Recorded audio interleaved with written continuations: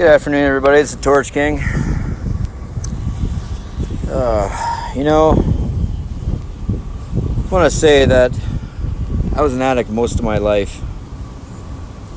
Changed my life January 12th. And been clean for 4 years. January 12th of this year will be 4 years for me.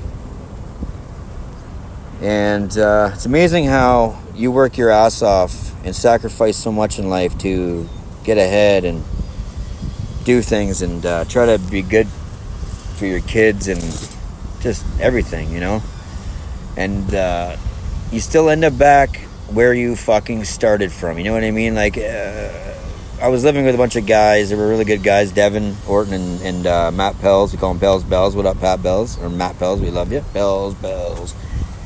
And, and now I met this lady, Sandra. She's a really good woman. Amazing. And she was having issues in a relationship, and she ended up in low income because that's where she had to go. She had no choice. And she's an angel, basically. So, and so I moved in with these two guys, rented a room for about a year, and then, I figured we'd move in with her and start a life together. But it's a low-income place in Amherstburg, Ontario, and 340 Victoria. It's a fucking shithole, okay? And there's fentanyl and meth and all kinds of drugs, and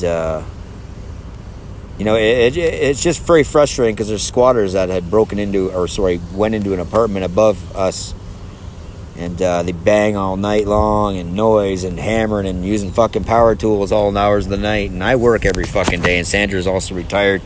And we don't need to hear this shit, bro. You know what I mean? Like, it's getting very frustrating. It's people that tell you to confront these people. They're like, hey, look at you're fucking...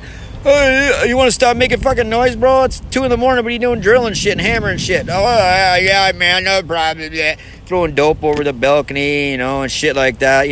If I get in trouble one more time in my life, I'll be going to jail for a very long time, okay? And I don't need that shit, because then you start off right where you fucking started. So, to me, it just sucks, And, it's just depressing, and it bothers me every day of my life to live in this building, knowing that me and Sandra will one day purchase a house or whatever. It takes time, or you got to be picky because it's our forever home.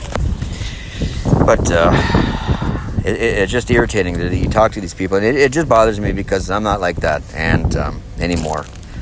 And I've humbled myself to life, and I appreciate everything that's good going on in my life, and yada yada. And it just bothers me that these fucking drug addicts get away with this shit. Like, if I were to break into an apartment and start squatting and talk a bunch of bullshit and have a daughter that's living in a fucking broom closet, you know what I mean? And nothing is done. It's amazing. It's our justice system. And if I were to do that, I'd be in fucking jail. But when a drug addict does it with a bunch of drug addict friends and some whore girlfriends that, whore with no teeth, and they suck dick for fucking dope, and they just bag chasers, you know what I mean? And it bothers me, you know what I mean? And they're destroying our stuff. Like, I made my Sandra a nice backyard, so I made a little pond and shit in the ghetto, just so we can enjoy our time outside, you know what I mean? And a little piece of heaven, right?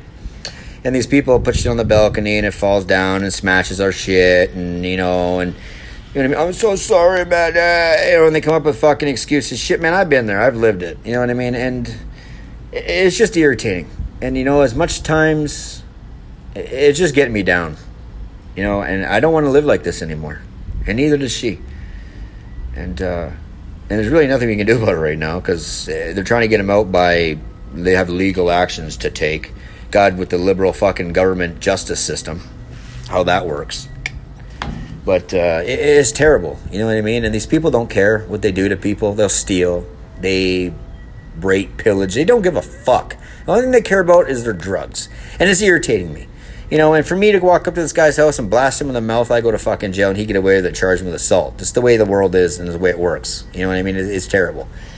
And I'm sure I'm rambling on, makes no fucking sense, but I personally don't give a rat's ass at this point in time, because I need to vent. And this is the only way I can vent. And it's nice to know that whether millions of people listen to me or whether they don't, I personally don't give a fuck. I just need to vent. So supposedly the landlady of this building who runs this building, who's a fucking yuppie, does nothing. You know what I mean? She free rent. Her husband works. They drive like a $60,000-$70,000 pickup truck. They pay no rent. They pay no bills, and they get paid to be a landlord at this fucking government building. Probably $30 an hour, probably. Who knows? And they don't do nothing. She doesn't call the police on these people. And she's like, oh, call CES. This lady tells me that there's a little girl living in a closet up there. So I got, as a father, it would drive me up the wall. You know what I mean? So I did some suggestions and had people come to my door, officers, come to my door and ask me about the situation. And I said, well, I don't know anything about it. Ask the landlady. Oh, well, she tells us that, I said, she told me all this shit. And they say, oh, she tells us that she didn't tell you that. And I'm like, why the fuck would I make that up, man? Like, honestly, do you think I have the time and energy just to fucking make shit up because people, like... And the cops look at you like you're the fucking instigating loser. When these drug addicts do all kinds of stupid shit. Like, I would never have my daughter live in a fucking broom closet. You know what I mean? I wish the worst for these people. You know what I mean? Because they're making my life hell as well, along with Sandra's. You know what I mean? And that's not right. And they get away with it. And so anyways, long story short is... nothing was done about it. CES never came and did a wellness check on this kid. I'm sure the cops just walked out of the building. It's terrible. But thanks for listening, and Torch King out.